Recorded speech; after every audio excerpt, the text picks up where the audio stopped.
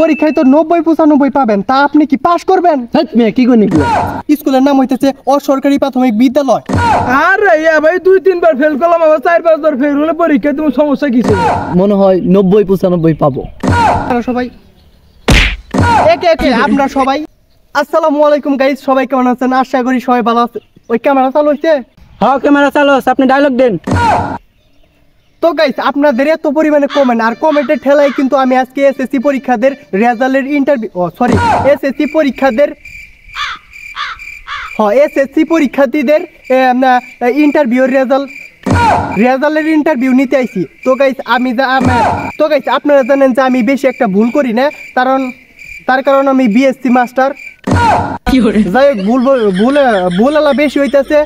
তো গাইস চলেন আমরা ইন্টারভিউ নিয়ে শুরু করে দিই। তো গাইস, যেমনটা আপনারা দেখতে পাচ্ছেন, এই পাশে আছে কিন্তু আমাদের ক্লাস টপার, আর এই পাশে আছে ব্যাক বেঞ্চার, আর এই পাশে আছে ক্লাস টপার মহিলা। কারণ আপনারা জানেন ব্যাক বেঞ্চার কিন্তু কোনো মহিলা হয় না। তো গাইস একে একে আপনারা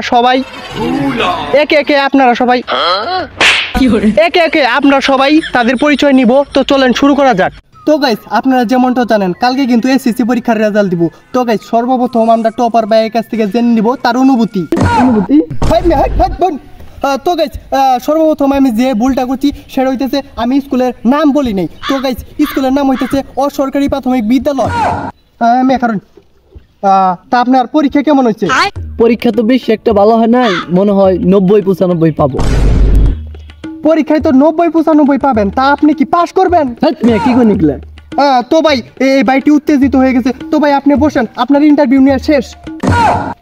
তো গাইস আমরা এখন চলে যাব ব্যাক বেঞ্চারের কাছে।